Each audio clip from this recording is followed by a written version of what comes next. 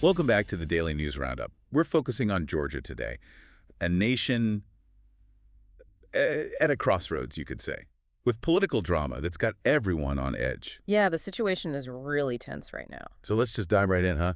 The presidential transition is probably the most pressing issue. Definitely. President Zurabishvili is refusing to step down. Right. She's basically calling the election of her successor illegitimate. Kabalashvili, yeah. Yeah. And her background, she was a French diplomat. Right. And her family has a deep history in Georgia. It's fascinating. Yeah, she's got this strong pro-Western stance. And she's really been clashing with the ruling Georgian Dream Party, the one Kavelashvili is aligned with. He's the former footballer, right? Yeah, exactly.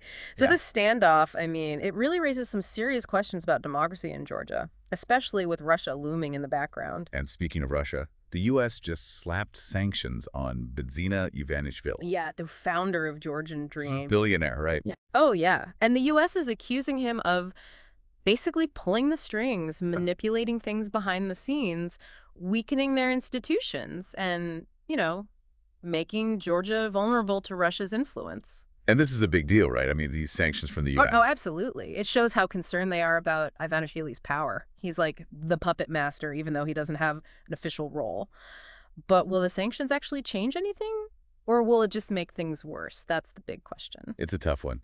Now, meanwhile, there's this whole other story developing in the Baltic Sea, adding yet another layer of complexity to all of this. Estonia's main power link to Finland, it's an undersea cable called S-Link 2. Well, it's damaged, and they suspect sabotage. Yeah, and a Russian oil tanker is at the center of the investigation. The Eagle S. Right. They think it might be part of Russia's shadow fleet. For our listeners who don't know, shadow fleet basically means vessels that are hidden. They try to evade sanctions. By changing their flags, registrations, that sort of thing. Exactly. And this incident, it's part of a larger pattern. We've seen suspected Russian sabotage against underwater infrastructure in the region before, data cables, gas pipelines, you name it. Right. And it just shows how vulnerable these networks are. Yeah. So Estonia and Finland have been quick to respond.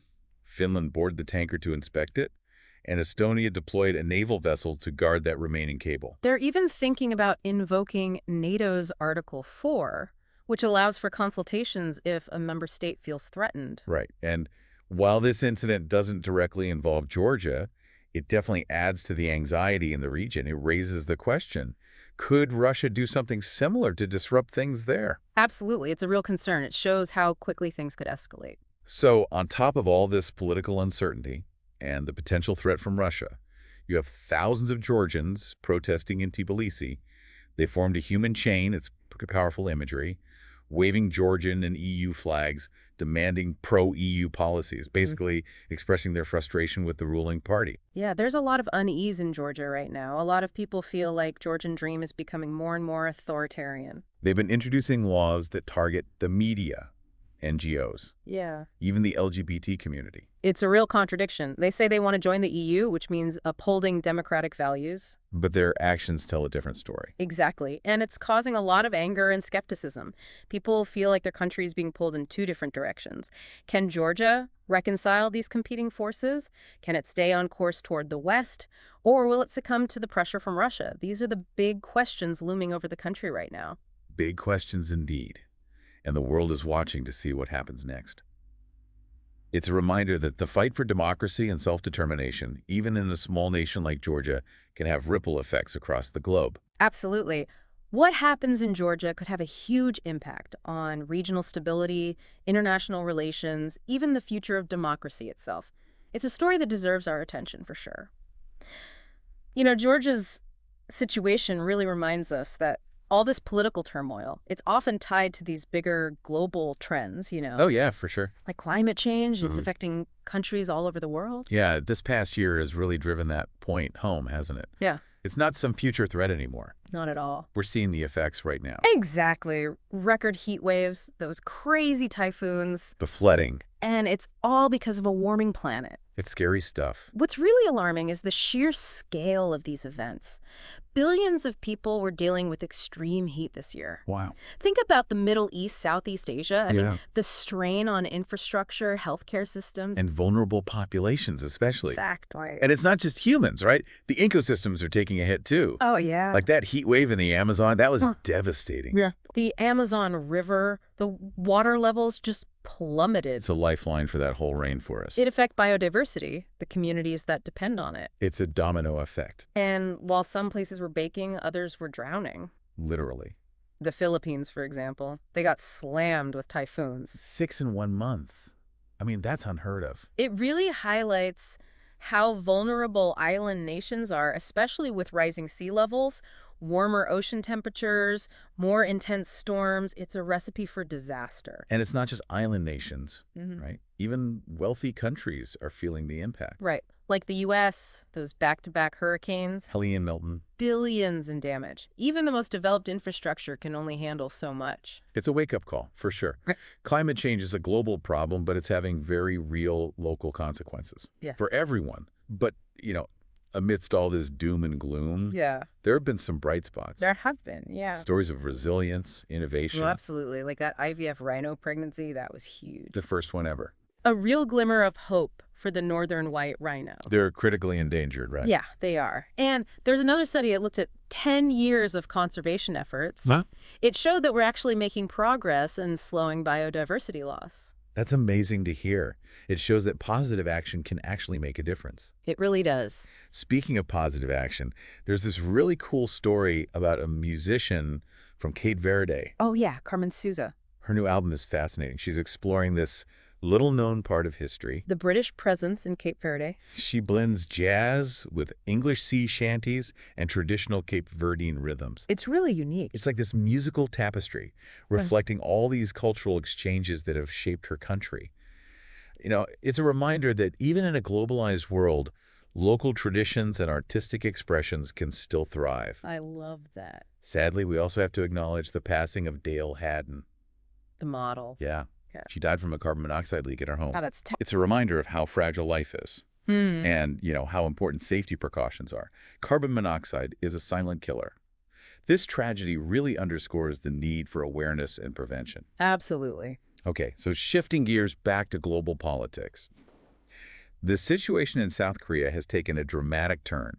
Suspended President Yoon Suk Yeol, he's facing some serious legal trouble. What happened? Prosecutors are accusing him of ordering the military to use force against lawmakers. Just stop them from voting down his martial law decree. That's right. Wow. These allegations are huge. They cut right to the heart of South Korea's democracy. They really do. It raises questions about the stability of their political system, the potential for abuse of power. If these accusations are true, it could have a major impact on South Korea's future, both domestically and internationally. No doubt about it. It could erode trust in the government, even trigger a political crisis. And meanwhile, back in Georgia, those U.S. sanctions against Ivanishvili are still causing ripples. It's a high-stakes game they're playing. Geopolitical chess, right? Exactly. The U.S. wants to limit Ivanishvili's influence, counter that Russian threat in the region, but will these sanctions actually work? It's hard to say. The situation in Georgia is so volatile right now. The upcoming presidential transition, the protests, the sanctions, the whole geopolitical context. It's like a powder keg. Georgia's at a crossroads. They've got some tough choices to make. And the consequences could be huge. And as all this unfolds, it's important to remember the human cost of political turmoil and conflict. Like those families in Ukraine, hoping for a prisoner exchange with Russia for the new year. It's a small glimmer of hope in the midst of all this fighting. It's a reminder that these aren't just abstract political events. Right. These are real people with families, loved ones. Their lives have been upended by this war. And the possibility of even a small-scale prisoner exchange, it offers some hope. Exactly. It reminds us that peace and human dignity should always be the ultimate goals, even in the toughest situations. Speaking of tough situations, let's talk about social media. Social media, I mean. It's become such a force, right? Oh, absolutely. Shaping how we communicate, how we get our information. It even shapes how we see the world. And X, the platform formerly known as a Twitter, Right. it's gone through some radical changes under Elon Musk. Yeah, Musk's whole vision for X, it revolves around this idea of absolute free speech. Right. But it's created a bit of a Wild West situation. Misinformation, harassment, even potentially dangerous content. It's a real debate. Freedom of expression versus protecting users. Yeah, and one of the most obvious changes on X is the rise of these controversial profiles, Oh, yeah. spreading misinformation, often with a very clear political agenda, and they've gained huge followings. Like the algorithm is amplifying them. It seems to prioritize engagement over accuracy, for sure. It's a worrying trend. It's like the more outrageous the content, the more it spreads. And it creates this feedback loop. Exactly. Misinformation spreads like wildfire, people get more polarized, and trust in reliable sources just erodes. It's a mess. And then you have Musk openly supporting figures like Donald Trump, even talking about giving him a position in his administration. It's a whole other level. X's role in the upcoming U.S. election. I mean, it's going to be huge. It's already a major platform for Trump and his supporters. They can say whatever they want, attack their opponents, and it all potentially influences public opinion. It's unsettling, to say the least. And on top of that, they've weakened user protections, like blocking and things like that. Making likes private. It makes the platform more hostile, less safe. Yeah. Especially for marginalized groups, they're often the targets of harassment. It's a valid concern. Social media platforms have a responsibility to protect their users, not just from physical harm, but from the emotional toll of online abuse. If they fail to do that, there can be real-world consequences. Absolutely. And this debate about social media's role, its responsibility, It's not going away. it's only going to get more intense. Look at the U.S. Supreme Court. They're about to hear arguments about banning TikTok. Another social media giant. It raises these huge questions about data privacy, national security, the power these platforms have over our lives, the TikTok case, and everything happening with X. It's a wake-up call. We need to have a serious conversation as a society about the future of social media. How do we balance free speech with protecting people from harm? How do we make sure these platforms are used responsibly, ethically? These are questions we can't ignore. We have to figure out a way to use social media for good while minimizing the risks. It's complex. It'll take a multifaceted approach. Government regulation, platform accountability, and individual responsibility. We all have a part to play. It's in our hands, ultimately. As users, creators, citizens, we have to shape these platforms to reflect our values, encourage healthy dialogue, and help build a more informed and just society. Well said. And on that note, that's it for this episode of the Daily News Roundup. Thanks for joining us for this look at global events. Stay informed, stay engaged, and most importantly, stay curious. We'll see you next time. Take care, everyone. Remember, the world is constantly changing, and we all have a role in shaping the future.